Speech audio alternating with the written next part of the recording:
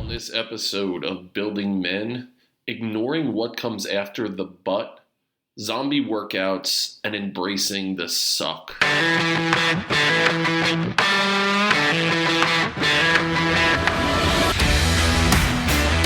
Welcome to the Building Men podcast. I'm your host, Dennis Meralda. Welcome to the Building Men podcast. My name is Dennis Meralda. Today I am joined by the founder and owner of Train for Life Strength and Conditioning, a former volunteer for the Special Olympics powerlifting team, a former mixed martial artist, fighter, a motivational speaker, a trainer, a coach, an overall badass, and just a really, really handsome man. Welcome, Ryan Derstine, to the Building Men podcast. Nice to see you, man. Thanks, brother. Good to be on. Thanks for having me. Absolutely. We started the process. I tried to get you on a while ago. That was before I knew what the hell I was doing. And I still kind of don't know what the hell I'm doing. I'm kind of faking until I make it a little bit. But we connected back in, I want to say, November timeframe. Yep. And I was just really interested in your journey. So talk to us a little bit about how you got started, maybe, track back to where you first became interested in physical fitness and how you kind of went along your path to becoming the owner of Train for Life Strength and Conditioning. Yes. So 2002, I was 20 years old. I was taking college courses. I was a criminal justice major. I thought that was the career path I wanted. The more I kind of got into it, delved into it, it was a lot of odd working hours. If you wanted a family life, you're going to be working nights, you're going to be working weekends, you're going to be working, early morning, whatever. Kind of after about a year of courses, I kind of thought, I don't know if I wanted to do this. So I went down to the, my advisor and just kind of sat in her office and said, I don't know what I want to do. So she did a great job of picking my brain, kind of finding out what interested me. And I've always played sports as a kid, but I also loved helping others. And then I'd just gotten into training probably when I was about 16, 17, typical guy wanting to get, get muscles, all that jazz. And then she's like, well, what if you got into, health and phys ed, coaching, well, you could take that into sports, you could take it into training. So that is when I was in the summer after that, I was lifeguarding, typical, 19, 18 years old. I wanted to get a tan and hang by a pool all day. So one of my lifeguard buddies that I was with that day said he volunteers with the Special Olympics on Tuesday nights at the local YMCA. He's like, dude, like, you're motivational, like you got energy, you like to help people, you love fitness. He's like, would you want to come over? We're all looking, we're always looking for volunteers. So I said, sure. So I swung over on a Tuesday night. And really kind of got hooked from the get-go. Just giving my time for others that don't necessarily, have the, the ability just to leave the house when they want. These are people that a lot of them were in, homes or, so where they needed to be transported to and from. So this was really their 1 hour for the week. And for me to be able to be there and help kind of coach them and guide them. And, I did that for a few months. And then the head of the powerlifting, the U.S. powerlifting team, Sean Hanley, he reached out to me and said, look, he goes, you're working great with the guys, with the gals. He had started a company called Developmental Fitness. We're specialized in working strictly with people with disabilities, both physical and mental. And so from then on, I was taking, health and phys ed courses. But ultimately, he's like, I went through the certification courses. I spent about 6 to 9 months studying, got my certification exam through ACE, the American Council on Exercise, and started training. So for me, it was great. I enjoyed it. I did that for about a year. And then I think I just wanted a little bit more. It was very specific. I was used to working a lot of in-home trainings. Down syndrome, autistic. It was great seeing the people I worked with and their families, how much it meant to them. It was awesome.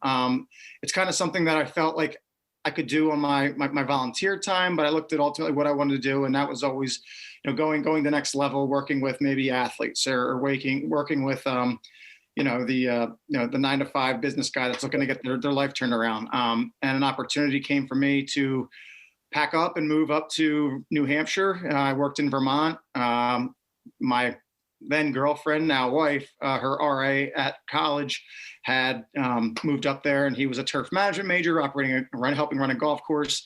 And then the facility that he was at needed a health instructor for the gym. So I applied, got the job, moved up there at 21 years old. was there for about a year. And then kind of came back home. Being at a resort wasn't exactly ideal for keeping clients. There was a lot of people coming in for their weekends, their vacation home. Trying to establish a clientele and keep them wasn't exactly the easiest. So I moved back home to Hatfield in Pennsylvania, applied at a gym that was at the time, one of the biggest gyms in the area, 10 to 15 trainers on staff. I got in, and I was 22, 23. I was young. I thought everybody I worked with was going to be a miraculous success story. It's when The Biggest Loser and all those shows were kind of coming. So, people were thinking, 100 pounds lost is kind of easy. And I thought everybody that works with me was going to have this massive transformation. And it just wasn't the case. You got to be ready for stuff mentally. It's more than just showing up. And the one thing that it taught me, kind of opened my eyes, I was young, kind of naive, thought I knew everything already. But once I hit my mid 20s, late 20s is what fitness showed me was what it does mentally, and what you can't cheat health. You can't get the health you want by taking shortcuts.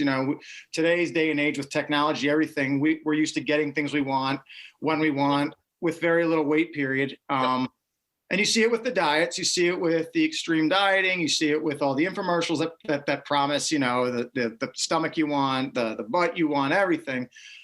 With little to no effort because nobody's got time. But so over the course of training, I then ran into a couple MMA guys. There was a martial arts academy in the gym I trained at, and I had one of the instructors was a pro MMA fighter. He was having his first pro fight, and he approached me about getting him conditioned. He's like, "Dude, I know jiu-jitsu, boxing, I know all that." He goes, "But my conditioning sucks, and I know that I need to get that in order." And he's like, I trust you with my health. He's like, "I've seen you train." So he started working with me about 8 weeks prior to his fight, got him in shape. He's like, "When are you coming down to my domain? When are you going to come down here?" And let me. So I made him like this: "You win your fight, you got me. I'll come down that next Monday." And he went out and he dominated. He won. So I took my 200-pound, 205-pound, meathead rear end down to the gym, and I proceeded to get my rear end handed to me by a 130-pound instructor. And it was humbling. And I think that's something that I think everybody needs, not necessarily to have your rear end kicked, but, right, to humble, to kind of pull you down a little bit. I was 25, 26.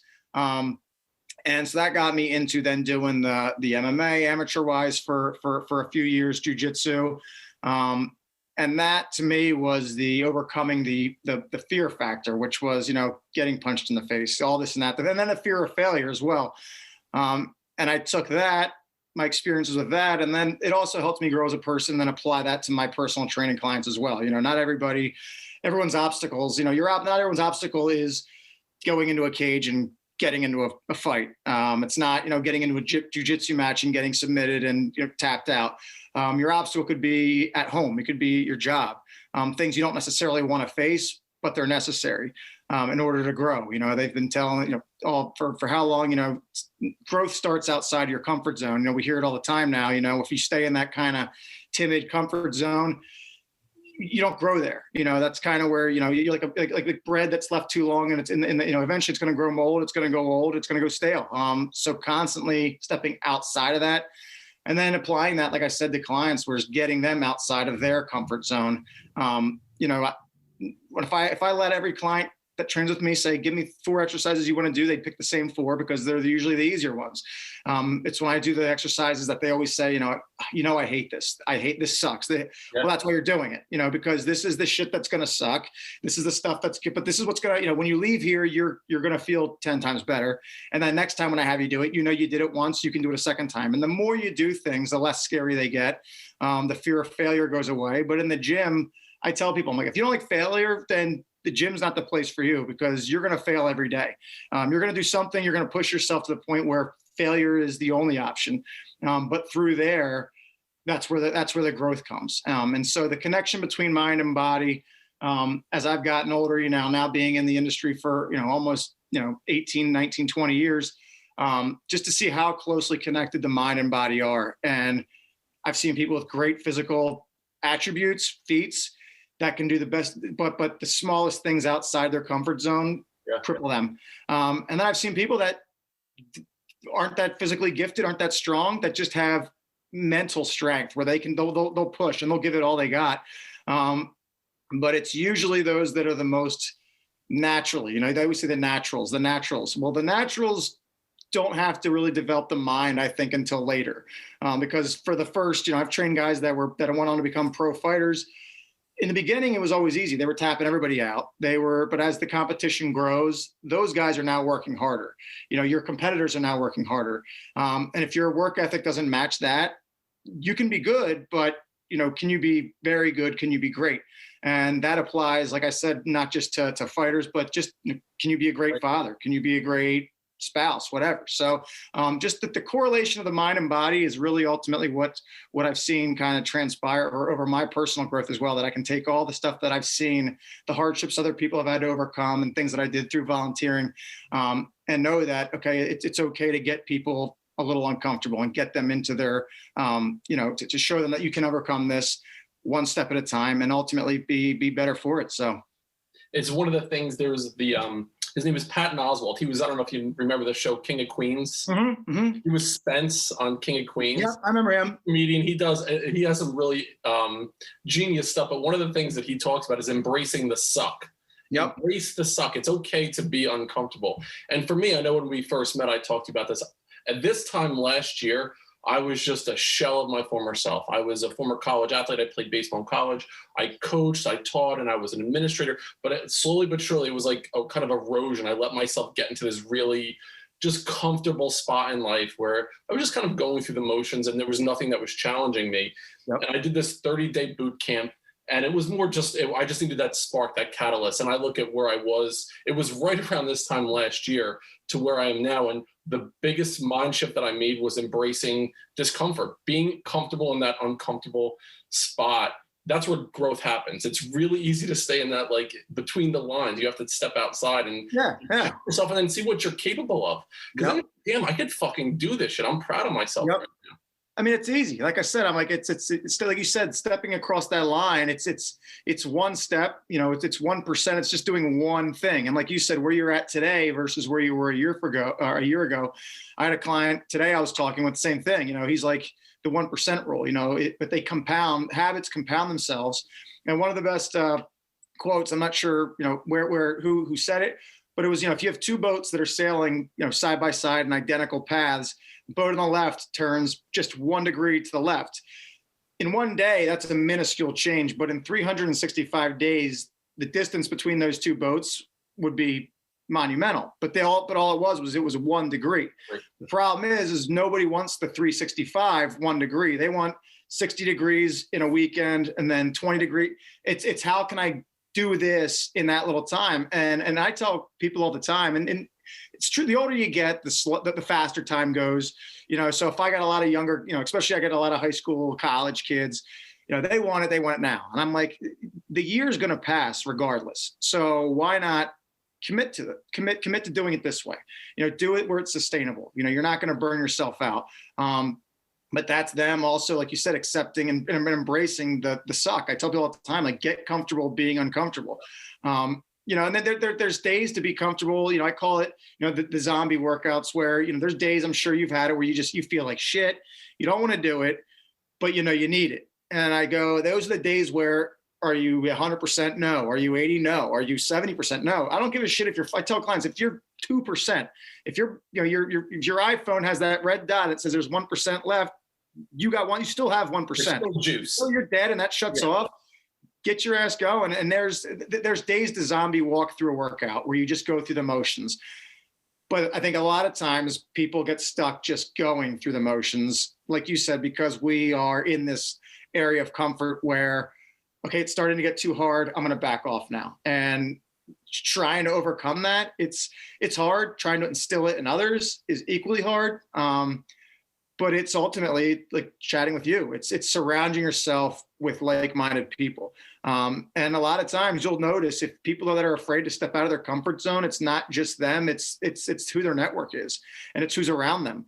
Above average people don't settle for staying in the average space. And so, the average person's not going to push me. It's the above average person, the above average mindset. And going out and doing things like an interview or doing, networking with other people, that's where you ultimately see growth. Throw around ideas, and not just being okay with being stagnant. So, and I think that you hit the nail on the head there. I think you're the kind of the average of the 5 people that you spend the most time with, either in person or even intellectually. Like, trying to learn from people every single day. It might be someone who's just a little bit better than you in whatever area. Maybe it's public speaking, maybe it's, business sense, it could be physical fitness wise, but finding that one person or a couple people and like always trying to just raise your game a little bit. Conversely, people are stuck in this mindset where they're with the same group of people for the last 20 years. They're out drinking on Friday nights and hungover on Saturday morning. And to the point about the workouts, I mean, outside of being injured, there's never been a workout in my life or training session in my life that I regretted. Even if you have that 1% juice left, you fucking get out there and you do it. And at the end of it, it might not have been the best experience, but you know what? I fucking just did that. I'm done with it now. I feel better about myself moving forward. I deal with it daily, especially the early morning. The 5 a.m. classes, the 5 a.m. trainings. I get people all the time every day that walk in to say, I don't want to do this shit. And I said, I feel like shit. I don't want to be here. I go, talk to me in an hour. Just talk to me in an hour. And whenever they leave, I said, 60 minutes ago, you walked in there, you felt like absolute dog shit, but you got in the door. And that's the hardest part, is getting out of bed, getting in the door. I said, how do you feel now? No one, like you said, 100% of the time, everyone says, I feel better. I feel awake. Movement has been studied. Even just a 5-minute walk has been shown just to what it can do to uplift the mood. And springboard your day. Absolutely. And that's where I tell people all the time, getting up, I stress the importance of the morning routine. But I also know that works for me. I got clients who do night routines. That for me, the best time, I say, it doesn't matter when your routine is, you need to establish one. And whether that's when the kids go to bed, or whether that's when your spouse is working, if she works later, or if your husband works later, whatever it may be, find a time. Not find a time. I hate that term. Make a time where, everybody's got 20 minutes. We say we don't, but if we looked at how much time we spend on screen time, how much time, on the weekends, we, binge watching, going out with friends, all this and that. I'm asking for 15 minutes a day for yourself. You owe it to yourself for that 15 minutes. But being comfortable is ultimately, like, goes back to the comfort thing. And what you said about seeking out other people and being the average of the 5 people, and I add to that with, the diet terminology, where your diet's more than just what you eat. It's what you see, it's what you hear. Yep. And when you said seeking out people that are better than you, that struck a chord, because when I was younger, that takes humility to as a younger trainer, to say that I think my way is the best, but to sit there and say, going to someone that you think, it requires keeping your ego in check, and ego is what kills most goals from really getting achieved, because people think, I want to do it on my terms. And I hear it all the time.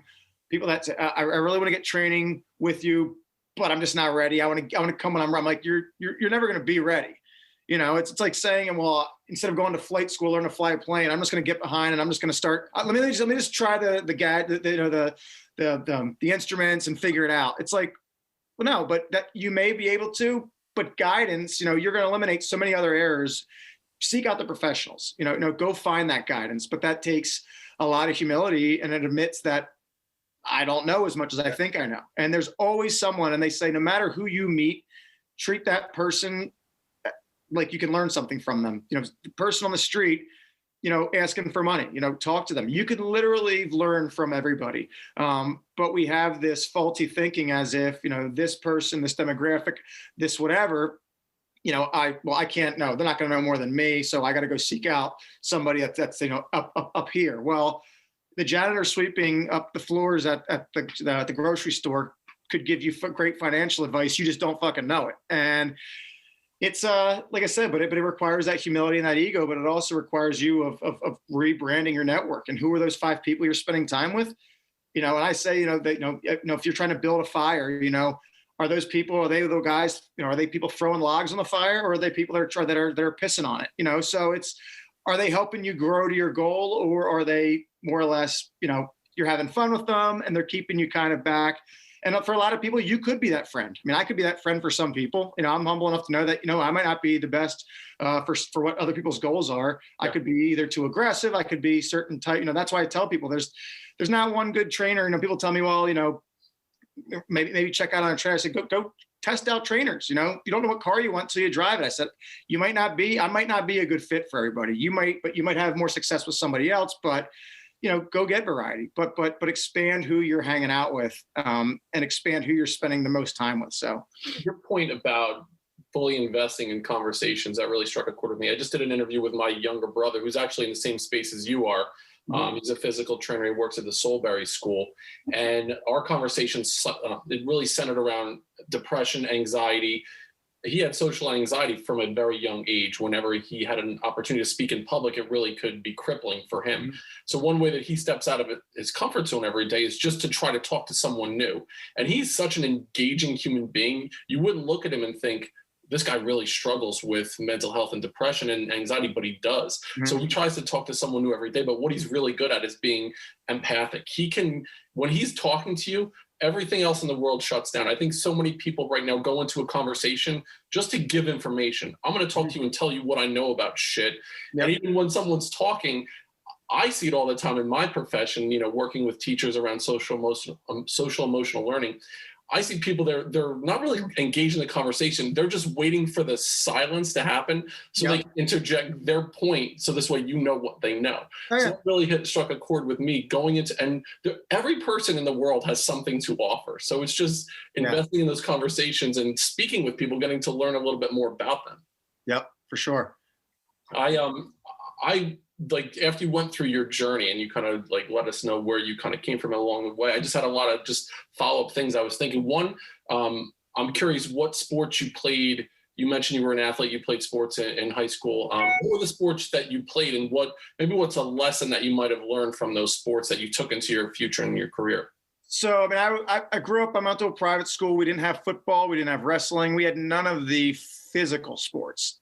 We had soccer, we had baseball, we had basketball. For me, soccer, baseball were the two primary. I dabbled in basketball. I can't dribble worth shit, and I didn't care enough to practice at that time. Anybody can learn anything.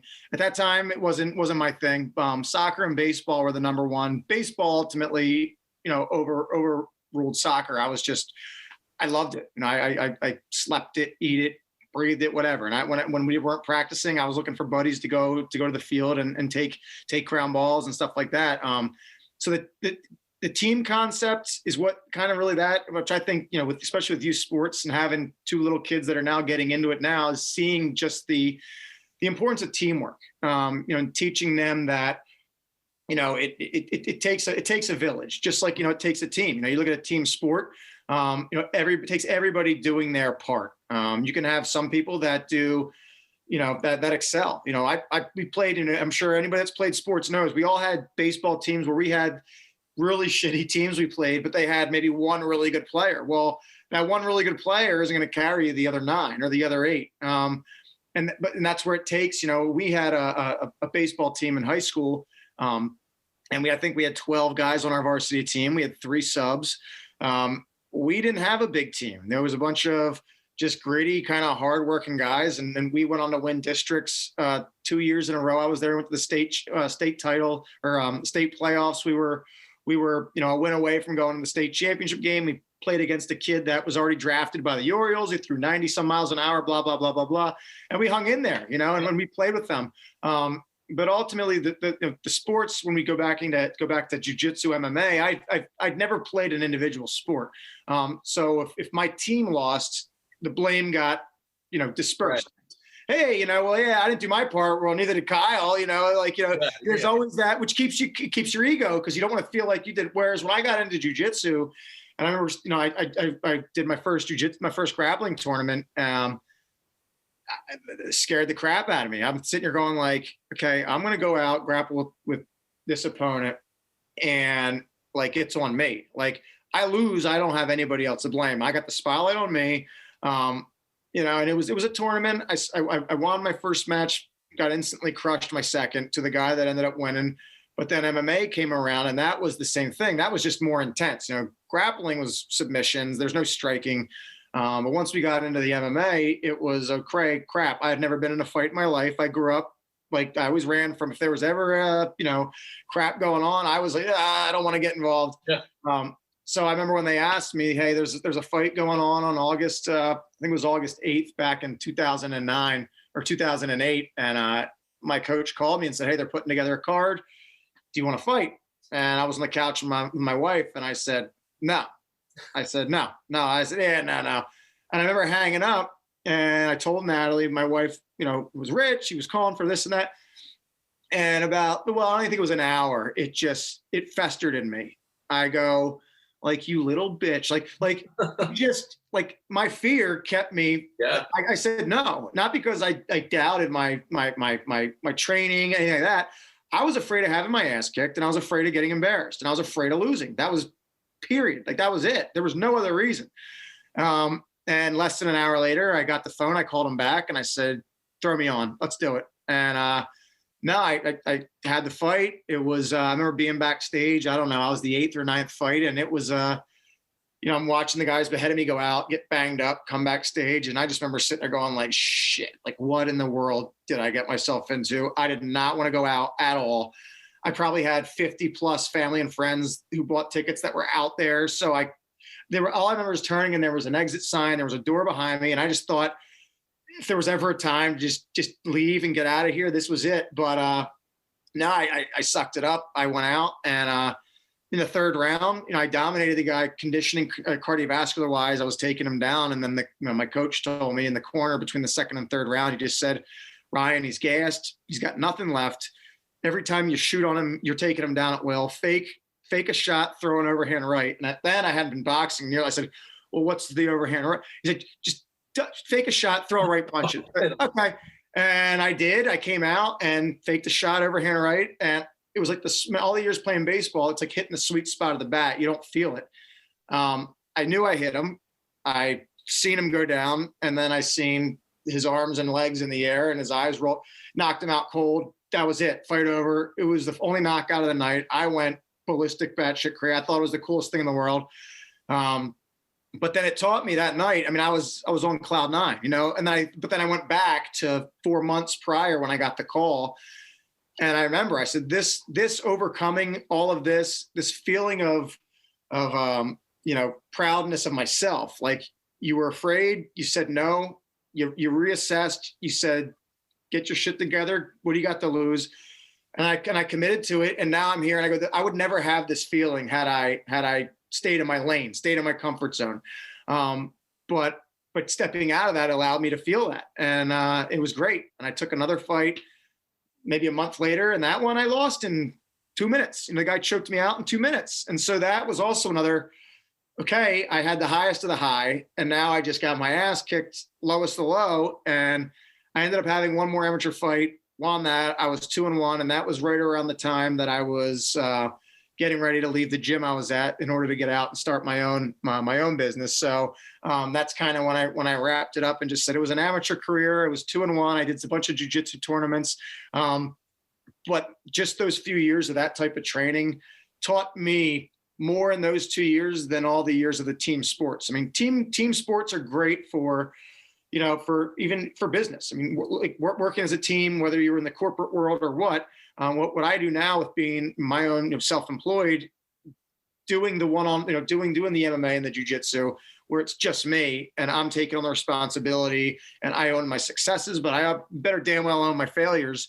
Kind of got me ready, I think, to step outside of the comfort confines of being in an established gym and going out into opening up my own place where there's nothing guaranteed. So I mean, you're 2 for 3 in your career, 2-1. I mean, that 666 gets you in the Hall of Fame in most. Well, there's no Hall of Fame for amateurs, but I'll take it. So I mean, I'm so curious about that, right? So there were 2 moments there. One, you got the call from Rich, and you're on the couch, and you're like, nah, I'm not going to do it. You talk to your wife, you look at her. That's one moment where that hour time frame went by. And the second is, as the other fights are going through, you were the 8th or 9th fight, and you're sitting there, you see the exit sign.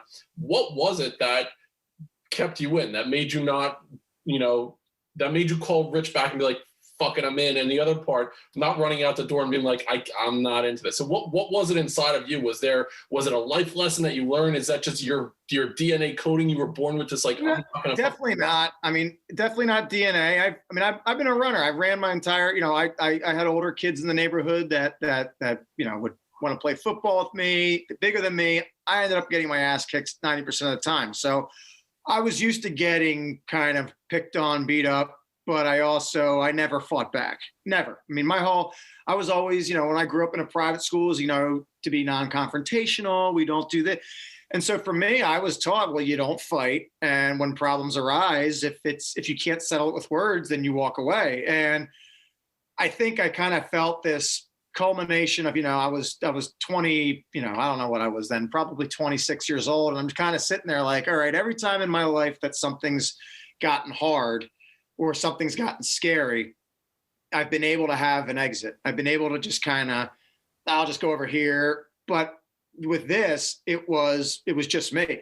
And I think I remember, and I had 3 other teammates that I trained with that were fighting as well that night. And I watched, 3 of them go out and fight. Guys that I had trained with, guys that I knew I could compete with, guys that, so I said, and I also had teammates that loved getting punched in the face. Like they were those guys that you see getting punched and it makes them more happy. They get energized. It's crazy. And I was never like that. Like guys that just welcome getting punched. And I was always the opposite, where I was just, if I could avoid it at all costs. But like you said, at that time, it was a fight or flight moment. And I said, dude, you're 26 years old. Like, really? Like, it's amateur MMA. You're not going to die here. Hopefully, I signed a shitload of waivers. So maybe, but at the same time, like, just do it. Shut off that little voice in your brain that's constantly telling you to it's okay to walk away. And I finally just said, fuck it, and faced up to it, went out there. And when I did go out, there was a calming presence. I think you're kind of in the moment. And, once I was forced to stop thinking and just react, it was fine. And that's where I see it with clients, even in the gym. I can tell when the mental wheels start going in the head, when they're doing an exercise that they may have failed at and they're stagnant. They're not starting. And I go, let's go. And I'm like, you're thinking, like, stop thinking. Thinking will get you in trouble. Like thinking, your mind can be your biggest, supporter. But for a lot of people, depending on mindset makeup, your mind is your biggest detractor. I mean, nobody harshly evaluates us like us. I mean, everybody has their problem areas with their body. Everybody has their problem areas with their home life, things that they know that a lot of people probably don't see. Like you stated with your brother, like anxiety, like I don't do social speaking well. I don't do the interview part well. But over time, it's stepping outside that comfort zone. The more you do it, you get done and you go, was it so bad? No, it wasn't. So I just think once you do it once, you got to keep doing it again and keep doing it again and again and again and again and again. And eventually you go, okay, it builds that history of, I've done it before. I know I can do it. Maybe not in this particular part of my life, but it really does spread to all aspects of your life. I mean, fear, if there's no fear involved, at least in my mind, the bar is never set that high, because fear usually is fear of failure. And if there's no fear of failure, if failure is not an option in your goal, then I'm like, then you need to reassess your goals and move that bar a little higher. So it's so interesting you mentioned mindset. I'm a firm believer in, we would never treat people that we care about the way that we treat ourselves. Mm-hmm. Even people we don't care about, we would never, the way that we think about ourselves and our absolutely mindset. So it's having that healthy self-talk. It was so interesting. You said there was like this moment of calm as you entered, the cage to fight. And I believe it goes back to, being a former athlete and training. You go back on your training. Like you kind of default to whenever there's this high pressure type situation. If you're properly trained in that way, in that aspect, you'll fall back on your training all the time. Mm-hmm. So the fact that it took you 4 months to get to that point, you had been training and then you took another 4 months, you entered that situation. You're like, okay, I feel this kind of calmness come about me. And that's why you were probably able to perform. If you just came in off the streets, obviously it's a totally different story. Right. Back on your training and you can kind of go back and kind of, it's that, as your body remembers going through the situation, so you can kind of tone everything else down. It's like being in the zone for an athlete. When you think about Jordan and Brady and all these, they kind of get to that spot in their mind where they're able to just kind of quiet all the noise and just go back to their training. Well, for sure. So, there were so many other things you brought up. One, I picture you as a lifeguard. Where did you lifeguard? I was in an apartment complex. It was not the. You weren't David Hasselhoff on No, they didn't know. Well, the company was going to put me. They had a lot of different nice pools that I thought maybe I'll get put here. Maybe like a community pool, like a big one. And then they said, "Oh, we're going to stick you over." And there was a small village apartment complex, and they told me that's where I would be. And I was like, "They have a pool? I didn't know they had a pool in that place." And I got in there, and it was intense. It was not the summer I imagined. It wasn't the setting I imagined. But ultimately, going back to the beginning, this dude Arthur, I met the other lifeguard Arthur there, and he's the dude that hooked me up with getting into the Special Olympics, volunteering. So had I not been placed there, on if you take it face value where I ended up, I looked at it and I go, I don't want to be here. But being there is ultimately, would I have found this down the road? I believe I probably would have. But ultimately, being there hooked me up with Arthur. Arthur hooked me up with getting into Special Olympics, hooked me up with, Sean, and so on and so on. So that kind of put the wheels in motion. And, and it kind of, goes back to the mindset and looking for the silver lining in everything, I like you said, everybody can offer something, some form of helpful conversation, no matter who they are. Just like every situation, I feel, if you're always looking at the negatives, you're going to find negatives in anything if you look hard enough. But the hardest part is looking at a time that may have caused you pain in the moment, and then being able to reflect back on that maybe months, years later, and say, usually that light goes on. Like, you know what? Like, this is where it started. But like, if I could erase that part. Well, if you erase that part, you got to look at how it affected the next 5 months, 5 years. And a lot of things fell into place because of those hurdles you came over. But no, I look back at that. Yeah, the lifeguarding was definitely, it was a short-lived one-season career. They don't pay that well, but it was fine. But yeah, no, it was. But that ultimately, like I said, it got me introduced to the people that ultimately helped put me in the direction that I'm on now. So. Even though it wasn't what you thought, you were in that spot in your life at the time you needed to be there for the specific reason, and it got you to where you were. And your idea about looking for the negative things in your life, I've said it on previous podcasts. If I told you right now to look around the room and find everything that's red in the room and concentrate on everything that's red, close your eyes and tell me everything that's green. You know what I mean? Like, if you're searching for those red things, you're going to see them. You know? So if I'm searching for only negative things, you'll find negative shit. Conversely, if I say, look for every positive in your life right now, you'll find those things, and it will confirm that belief that things are going to happen in the way that they're supposed to happen when they're supposed to happen.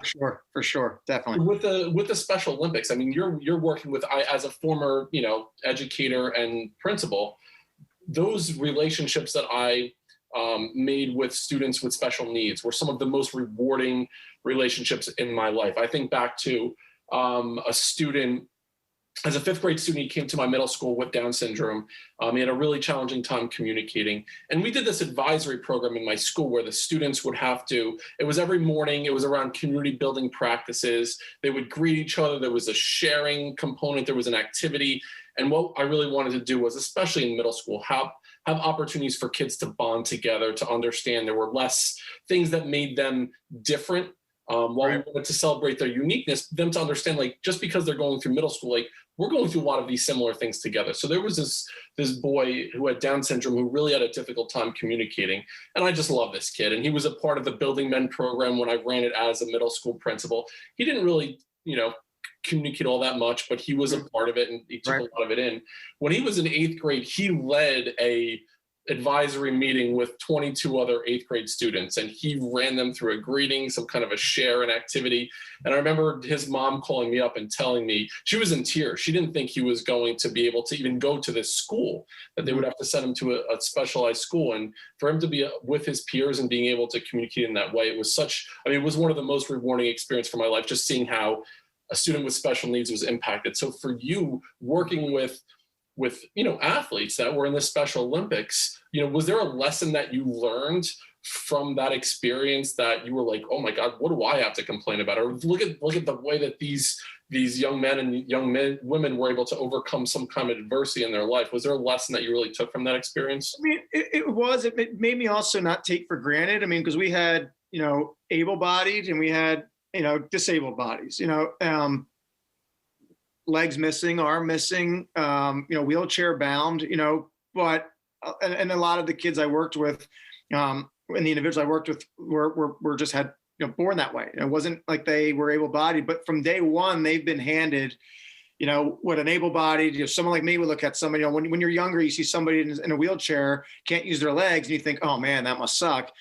But to see them go on to just what they were able to accomplish in the gym, in the competitions, and never once was it well, I could be better if I could. Like they didn't in their mind, and you to see them like you get used to what you're used to, and so if you're used to having one arm, eventually, someone that's born with two arms, two legs can't imagine how somebody that loses both arms would go about, going on and then thriving in life. But it happens, and the human body is capable of adapting.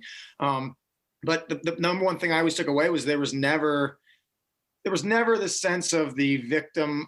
Woe is me. I wish this, I wish that. None of them ever wished for anything to be different about them. It was always Coach Ryan, hey, today I'm going to lift this, and then tomorrow we're going to do this, and it was just this constant, and the camaraderie. At the end of every Tuesday night, we did a bench off, and we'd have everybody, we'd have the PRs marked from the previous week, and we'd have 12, 15 athletes in there, and they'd be, one at a time would go, and the other 12 to 13 would surround them as they're going for their PR, and they'd be clapping, just going nuts, like you're at a sporting event cheering on your best team, and just seeing the uniqueness of the community where it was all about each other. There was no ego whatsoever.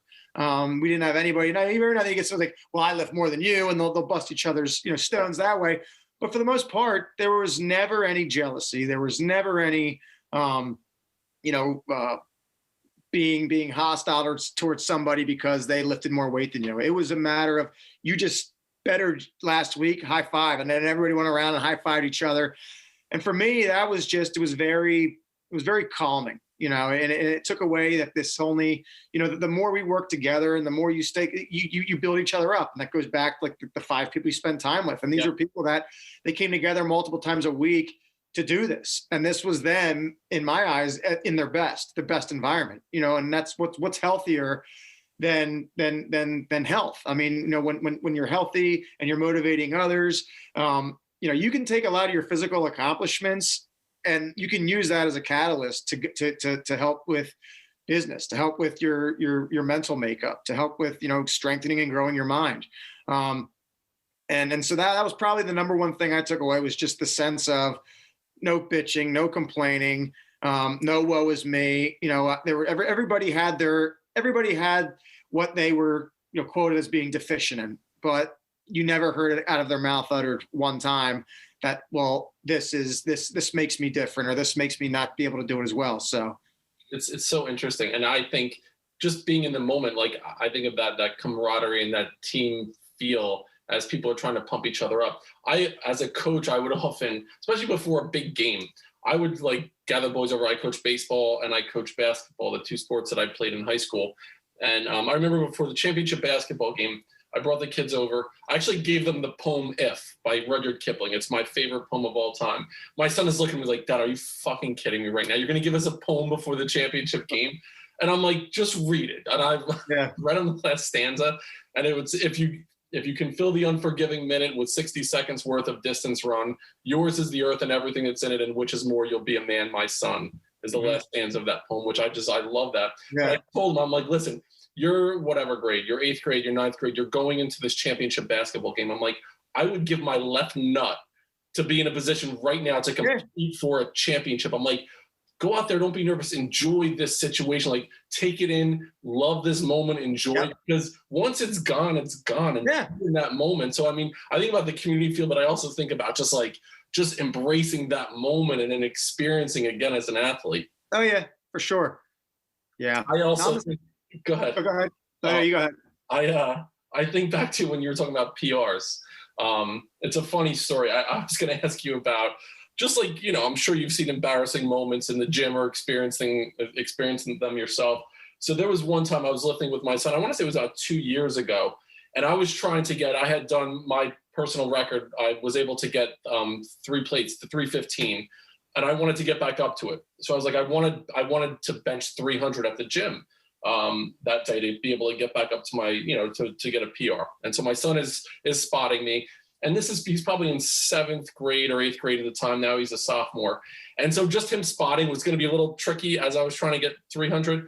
And as I'm building up to it, I remember I had 275 on. So it was like two plates and then a 25 on each side.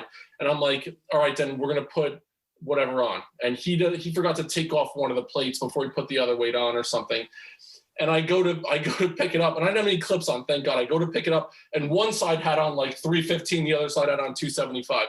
And the weight just fell like this. Yeah. All the plates fell off one side, and it went like this, and all fell on the other side. And at the gym, everybody turns around like, what the fuck is that? Yeah, everyone, all the plates are on the ground. I'm embarrassed. Like, I didn't know what to do. Yeah. But that was one of those moments where it was my fault for not checking on it, but it was one of those moments. Everybody's been there. No, I've been stuck under a barbell on an incline press as a trainer, and I had to, I was on incline, so my hips were up, and then the barbell had nowhere. Flat bench, everyone's been stuck under it. You got to you got to roll the bar down. I did it on an incline, and I got it down to my waist, but because my legs were up, I couldn't sit up. So I had to call over. It was a lunch hour. There's maybe 3 people at the hour working out. And I just know, little help. A couple of them came over, and here I was the trainer stuck underneath, right. this incline weight. And no, I mean, like I said, you work in a gym long enough, you work out long enough, you're going to see some crazy shit, some dumb shit, some people that make you scratch your head and go like, what the hell are you doing? But, I try and not pass judgment at gyms. I go, look, everybody's here for the same thing. We're all here to try to get healthier. We're all here to try to get stronger. We're all here to try to get better. Some people just need a little extra guidance. This could be this person's first day here. Right. And if you laugh at them or give them shit, like odds are they hated the gym before today. Now they're really going to hate it and they're not going to come back. So, but for sure there is there's the gym fails. I get my clients send me gym fail videos all the time of shit happening in the gym. It's always worth the laugh, but yeah. So you mentioned before the idea where when you were younger, you were the one to kind of run away from those challenging situations. And that turned into you actually being in an amateur or 3 amateur MMA fights. And I think about masculinity a lot. And, a lot of what I do with Building Men is just trying to discover what masculinity means. And so, even the idea of like aggressiveness and as, I was kind of in the same way growing up. I was kind of told, you need to, stand up for yourself in this and that. But my nature was always to avoid conflicts, if I could, to avoid conflicts, to get myself into kind of a safe spot.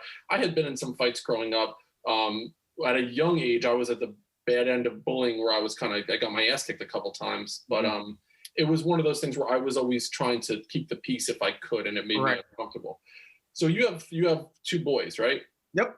2 little ones. And so you're as a father, as their role model, when you think about masculinity, what are certain things that you want to make sure that they go through their elementary, middle school, high school experience where if they look back and they say, my dad really taught me this about masculinity, what would that be?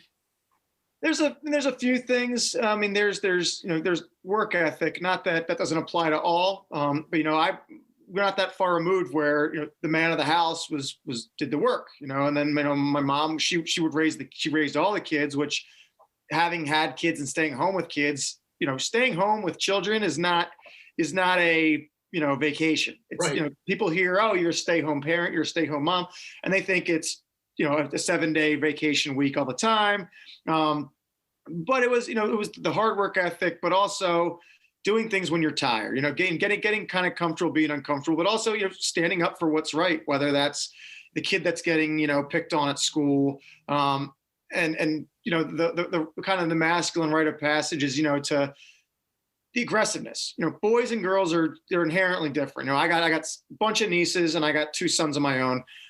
The way they play is it's different. Boys are more physical. I think they need that outlet. The physical, back in Roman times, they'd have them out. Not that we need to have kids sword fighting for practice, but, that was kind of learning how to get your knuckles dirty, learning how to get your knees cut up. But also, like having the principles of hard work, but also respecting, women, respecting your elders. If you're going, I tell boys even now, they're 7 years old, if we're going into a store and if you see there's, an older woman or an older lady or an older man, going a little slower, you hold the door and you wait for them to go first. Or if you see a lady walking in or somebody with a little child, like doing the things that have always been looked at as being just a gentleman. But as far as, masculinity, yeah, there's not being afraid to get your hands dirty, knuckles dirty, and then confronting maybe the bully when you need to. I was, like you said, I had the same exact kind of advice you were given. It was avoid it at all costs if you can. But at the same time, I was never really taught hit back if you need to. But that's one thing I'm teaching my kids is I don't encourage fighting. I don't encourage punching people for no good reason. However, if name calling, all that, I say, well, then let your teacher know. Let me know. The minute somebody, if the kid, if you tell them to stop 5 times and they put their hands on you, by all means, do what you got to do. And to me, that's just, it's not trying to be ego or macho. It's you have to defend yourself. And boys, like we talked about, whether it's somebody with special needs, whether it's a girl, whether it's an undersized, an undersized boy, that's the easy target. I had kids that were smaller. They were always picked on. You go for what's the low hanging fruit. And so to teach your kids kindness to everybody. But also, be the voice of, be the man in the room, even if you're 8 years old, stand up and say that's not right. And if you see somebody doing something physical, stand up for them. And, you might get your ass kicked in the process, but you'll grow more from that ass kicking than you were if you ran away. And the next day you see the kid that was getting bullied with 2 black eyes and you said, I ran away and now he took the brunt of it. It's just a matter of, like I said, just trying to teach them to be strong, but also, I want them to be sensitive to others as well. But there's a time and a place for everything. So I know I don't back off when there's a, time, like I said, time to get your hands dirty. So my last question would be, and then I'll give you an opportunity to kind of let us know where we can find you. My last question would be, if you can go back and talk to yourself as a, sophomore in high school, so say the 16 version of Ryan Derstine, what advice would you give to yourself? Probably do the things you were afraid of. Like when we talked about, like, I wish I hadn't deciding not to run sooner, instead of being at 25, 26, being able to take the chance. Like you talked about with your son, like right now, I would kill to go back in time and play in front of my, when I was a middle schooler, and play in front of my grandparents who, not around anymore and came to all my games. I would kill to go back and do it. But when I did it, I remember having being nervous and anxious and, oh my God, these people are watching me. It's easy in hindsight to do it, but I would tell myself to embrace that level of anxiety that comes with competition, because competition is ultimately, it's great for the soul and it's great for the body and it's great for the mind. And to kind of get comfortable being uncomfortable. And to stand up, there was times, I'm sure, where I ran when I was scared, that I probably could have stood up for what I probably knew was right. But I probably ran for the fear of, getting my rear end kicked or something else. So just to kind of go back and, to try and let myself know, life's bigger than just this moment. Yeah. This moment, make the right decision. Your heart and your conscience always kind of tell you what's right. We have your instincts very rarely are wrong. So I would tell myself, whatever your instincts, whatever your gut's telling you, the first thought, if you see a kid getting, but should I help him? Well, yeah, I should help him. But, and they always say, ignore whatever comes after the but. Whatever comes after the but is usually BS anyway, to talk yourself out of it. So whatever my initial thought would be, should I do this? Yes, it's the right thing to do. Well, then do the right thing regardless. But like I said, it's easier said as a 35, 40-year-old male than it is a 16-year-old kid, because you're a whole different place mentally, and then the environment you're in as well. But no, I think I'll tell myself, suck it up a little bit more, and be okay with the failure. So as I look, I always try to think about what to call an episode, and I don't think, okay, it's gonna be about fitness and whatever. As we're discussing, I mean, I just love ignore everything after the but. Overcoming, embracing the suck and overcoming the fear. That's kind of what we talked about today. For sure. We're kind of weaving it into your journey. So Ryan, tell us where we can find you if people want to reach out to you and connect with you. So I have a gym page on Facebook, Train for Life Strength and Conditioning. I'm available also on Instagram. It's Train for Life Fitness. Just train underneath all the words. It's just an underscore Train for Life Fitness, where daily updates, exercises, motivation, some eating stuff, just and then just mindful practices you can do every day to help yourself not just get stronger in the gym, but ultimately how to make yourself grow, spiritually, mentally, and emotionally. So like I said, Ryan Derstine on Facebook's a personal page. I take people there as well. But like I said, Train for Life Strength and Conditioning on Facebook, and then on Instagram, it's Train for Life Fitness. So your Instagram page is excellent. I love seeing videos, and they definitely motivate me. There are some, like you call them, the zombie workouts. There's some times that I wake up and I'm kind of dragging a little bit, and then you've already done 4 miles, and I'm like all right. But it definitely helps. And the thing that I love the most is you do a rant every once in a while. Oh yeah. One that stood out to me just about, it doesn't matter the letters that you have after your name. You know what I mean? It was something really that kind of struck a chord with me, that it wasn't about all this education that you have, right?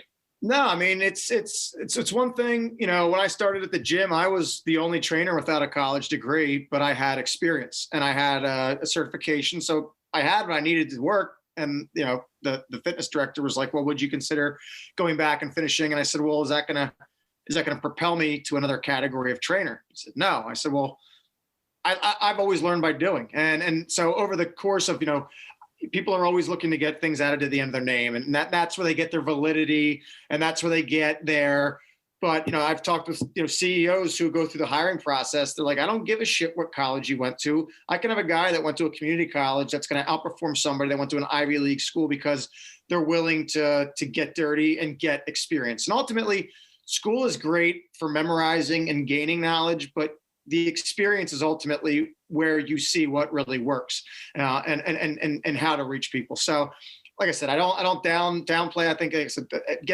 extending education is great, but you got to be willing. Okay, now your schooling's done. Well, now it's time for the real world. And I think a lot of time people just want to kind of put off having to go into the real world because it's work. But you got to be willing to work. You got to be willing to admit, where your shortcomings are. And like you stated earlier, finding people that motivate you, finding people that are, like you said, like I've already done 4 miles in the morning, and I follow guys that have already done 10 miles in the morning. So there's always someone that's pushing harder than you. And I always say, keep your eyes on them, and try to keep propelling yourself forward, and just not worry so much about the things you read. Ultimately you can read a lot of things, but ultimately, your experiences is what's going to teach you the most in life. So, and I think more than ever now, we've learned in the last year that there are so many ways to educate yourself and learn outside of school. There are some people like college that's absolutely the right path for them. Other people, it's not, and that's okay. I really believe that. That's coming from a former, middle school principal. I was an educator for 20 years, an administrator for 15 of the 20, and I'm saying, college isn't for everyone anymore, and that's an okay thing, and we gotta embrace that moving forward. So what I'll do is I will put ways to contact Ryan in the show notes on the podcast. I'll do a couple posts, Ryan, with information about how people can find you. I really appreciate you coming on the show with me today.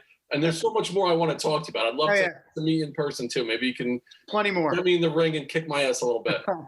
We'll see. The dust off the gloves. I don't know if I even have them anymore, but we'll see. All right, man. Thanks so much for coming on. You got it, brother. Be well. Take care. You too.